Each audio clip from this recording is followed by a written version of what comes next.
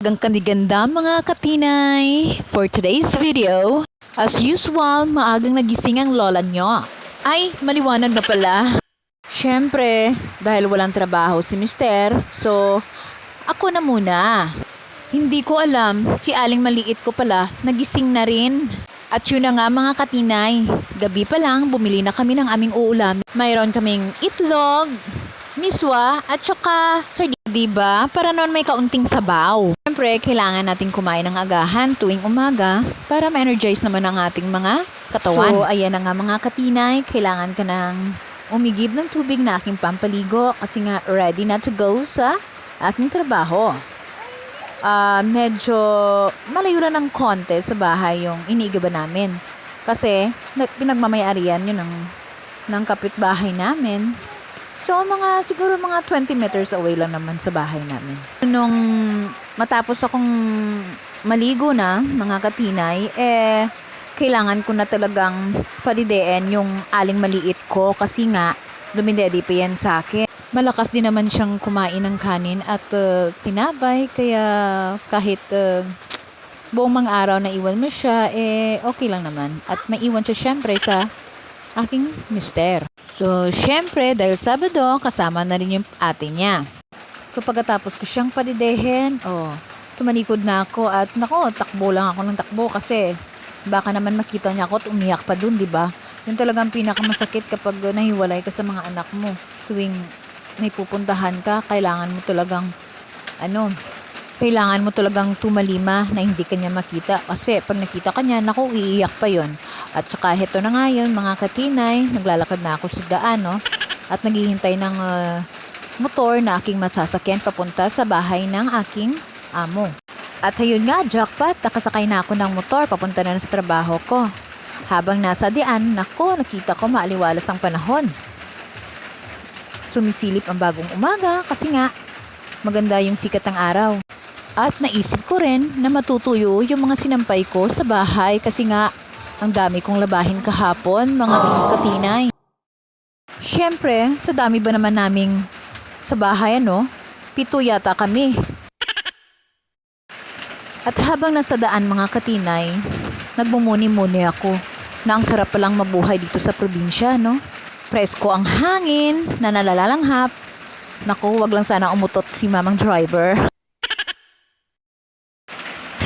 De, loko lang. Hindi naman siya umutot. Kaya presko pa rin ang hangin. At yun na nga, malapit na ako sa bahay ng aking amo. Kaya, this is it. This is really is it. So, ayan na yung mga katinay. Dumating na kami. At, syempre, kami kasama ako.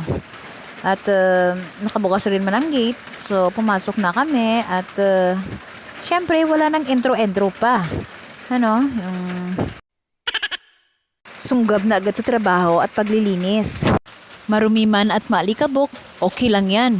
Kita nyo pa naman dyan, Kita nyo naman, pasayaw-sayaw pa ako dyan, di ba? Ganun lang dapat, mahalin ang trabaho.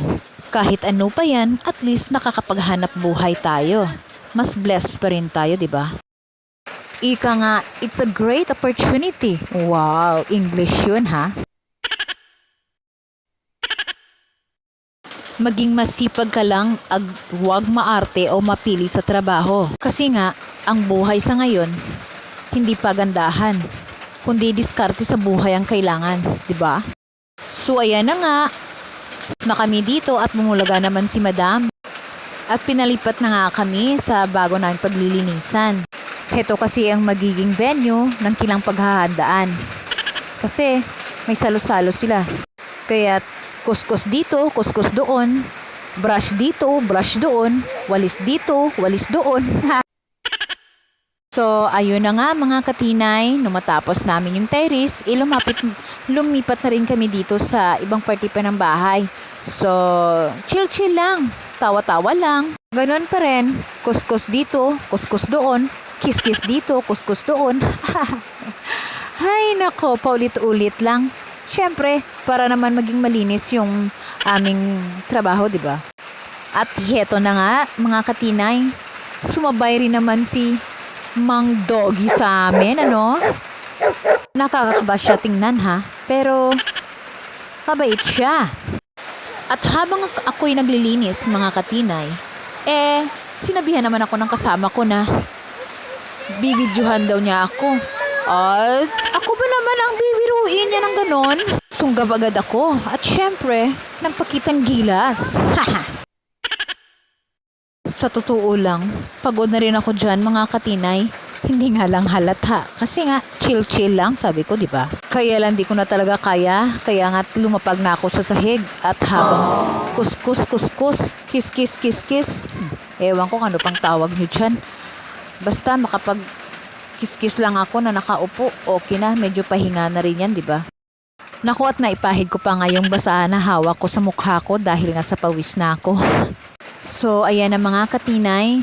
At natapos na rin namin maglinis sa mga dingding at mga pader, kaya sinimulan na namin maglinis sa sahig. Ang ganda na talaga ng panlinis na ito, yung binigay sa amin ni Madam, kasi walang kahirap-hirap sa pagkiskis at pagkuskus dito sa sahig nila. Tsaka hindi rin man mahirap linisin kasi nga tiles, di ba? At napapagaan niya yung trabaho namin sa paglalinis. So, to make this long vlog short, pauwi na ako. Bumili ako ng saging, tinapay at syempre bigas na rin. Habang nasa dian, malayo pa lang nakita ko na yung si Aling maliit ko, naiyak na nakita ko. Ang sabi, Mama. And so guys, thank you for watching. Hanggang sa susunod na pag-vlog po.